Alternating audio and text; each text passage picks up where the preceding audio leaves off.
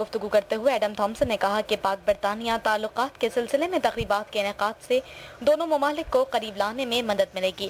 ان تقریبات سے زندگی کے مختلف شعبوں میں تعاون کو فروغ ملے گا۔ ان کا کہنا تھا کہ برطانیہ پاکستان کے ساتھ تجارتی، تعلیمی، اقتصادی اور کھیل کے شعبوں میں تعاون کو بڑھانے کے لیے تقریبات کا انعقاد کر رہا ہے۔ ایڈم تھامسن کا مزید کہنا تھا کہ اس قسم کی تقریبات کے انعقاد کا مقصد پاکستان میں آباد برطانوی شہری اور برطانیہ میں رہنے والے پاکستانی شہریوں کو ایک دوسرے کے اقدار سے روشناس کرانا اور آپس کے تعلقات میں بہتری لانا ہے۔ برطانوی ہائی کمشنر کا کہنا تھا کہ برطانیہ اور پاکستان کے درمیان تعلقات بہت پرانے ہیں۔ پاکستان اور برطانیہ کے عوام کے درمیان قدیم اور مضبوط ثقافتی اور خاندانی روابط ہیں۔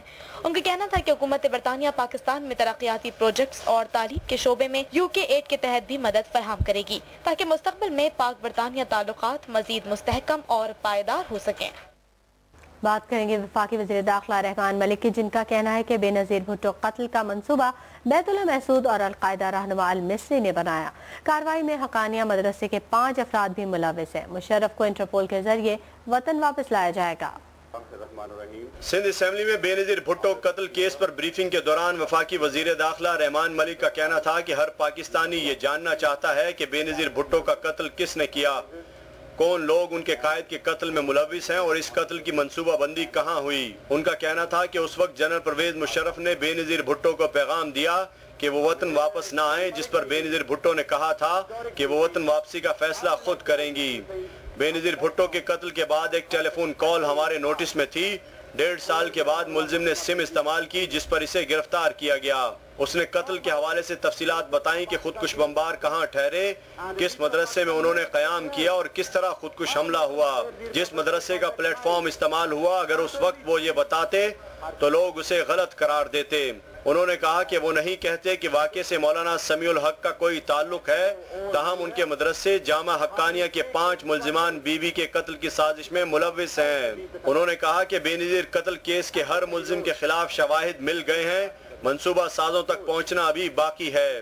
رمزی یوسف جو خالد شیخ محمد کا بھانجا ہے، اس نے بھی محترمہ کو قتل کرنے کی کوشش کی۔ انہوں نے کہا کہ بے نظیر بھٹو کے قتل کا منصوبہ بیت اللہ محسود اور القاعدہ رہنما ابو عبیدہ المصری نے بنایا۔ وفاقی وزیر داخلہ نے کہا کہ مشرف کو انٹرپول کے ذریعے وطن واپس لایا جائے گا، ان کی گرفتاری کے لیے ریڈ وارنٹ جاری کیے جائیں گے۔ اب تک کے لیے اتنا ہی۔ مزید خبروں اور اپڈیٹس کے لیے نیوز 1 کے ساتھ رہیے۔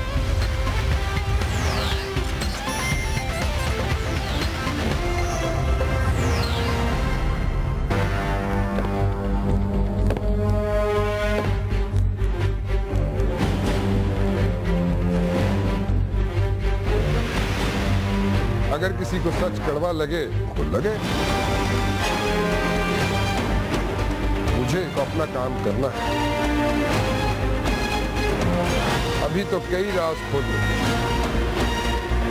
ابھی تو کئی چھپے ہوئے سچ سامنے لانے ہیں، سچ کی لگن کے ساتھ۔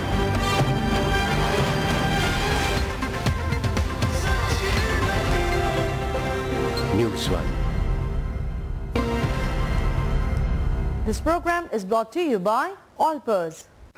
آلپرز کی نیچرل غذائیت دے قوت ہر دم۔ In association with Dettol۔ 24 گھنٹے حفاظت میں ماؤں کا ہتھیار ڈیٹول۔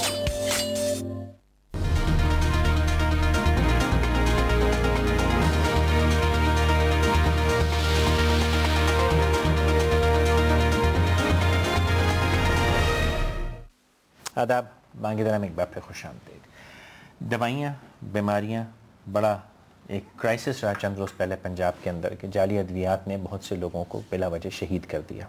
میں اخبار انہیں مقتول کہہ رہا ہے، میں انہیں شہید ہی کہوں گا، کیونکہ پاکستان کے اصلی شہید وہ ہیں جو کسی کی نااہلی اور کسی کی غلطی، کسی کی بے وقوفی کی وجہ سے بلا وجہ اپنی زندگیاں کھو بیٹھتے ہیں اور ان کے گھر والوں کو بعد میں کوئی پوچھتا بھی نہیں ہے۔ نہ وہ ہیرو بنتے ہیں، نہ وہ سیلیبریٹ کیے جاتے ہیں، نہ وہ مورن کیے جاتے ہیں، علاوہ ان کے گھر کے چند لوگ ان کو ماتم کر کے جی لیتے ہیں۔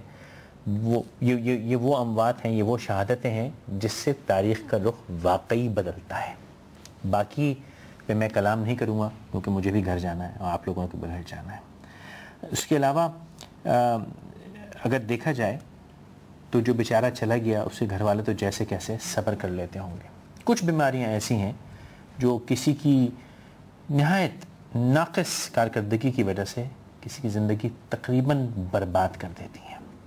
ایک وقت تھا پولیو پاکستان میں بہت تھا, پھر ختم ہونے لگا اور پھر واپس آ گیا, اور اب کہ ایسا آیا کہ نکال کے تو دکھاؤ اس کو, پکا ہو گیا ہے.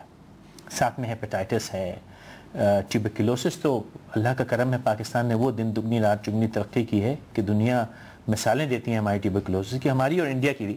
اور اب یہ کنسیڈر کر رہے ہیں کہ ہندوستان پاکستان سے جو نکلے گا وہ پہلے ٹیوبرکلوسس کے لیے ٹیسٹ کرا کے آئے گا, کیونکہ اگر یہ اسٹرین جو ہمارے پاس پایا جاتا ہے وہ ہم نے کہیں پہنچا دیا تو ان کے بس میں بھی نہیں ہے اس کو مارنا. یہ انڈو پاک سب کانٹیننٹ کا کارنامہ ہے حالیہ تاریخ کا.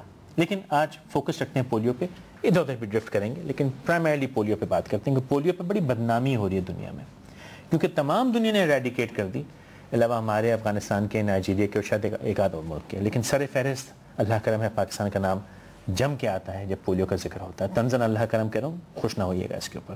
اور کچھ دن پہلے یہ بھی سننے میں آیا کہ پولیو کی جو ویکسین ہمیں مل رہی ہے وہ غلط ہے, خراب ہے, اور اس کے لینے سے اموات ہو رہی ہیں. اور اکثر لوگوں نے کہا کہ جی ہم پولیو کی دوا نہیں لیں گے. اس میں شاید کچھ بعد میں کنفیوژن ہوا, میں نے نہیں سنا نہ دیکھا, لیکن کسی نے کہا کہ جی وہ ریٹریکٹ ہو گیا statement, I am not too sure.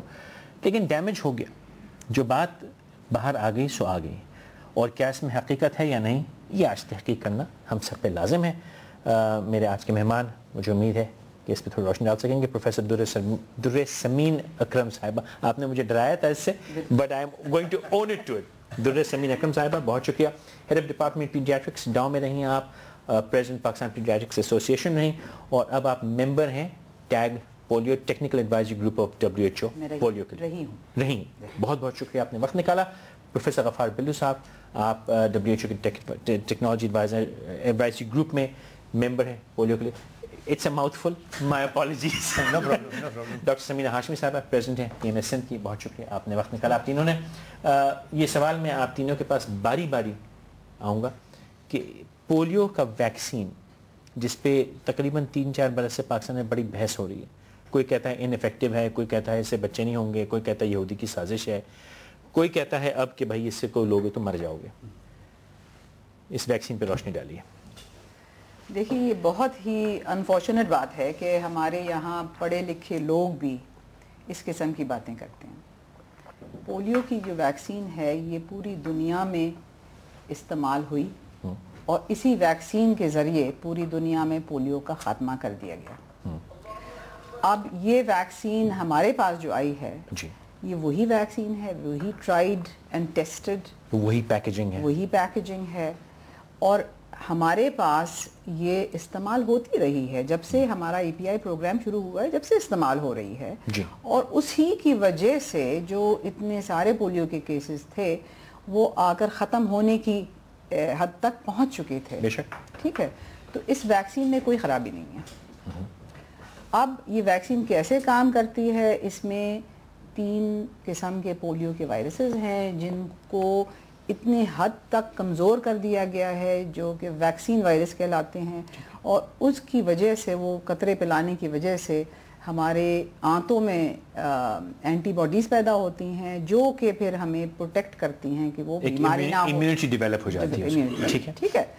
اب اس پولیو کے کچھ شرائط ہیں, وہ یہ کہ یہ ویکسین کی جو شیشی ہے اسے -20 ڈگریز پہ رکھنا چاہیے. ٹھیک ہے, جو کہ مطلب برف کے خانے میں اسے سٹور کرنا چاہیے.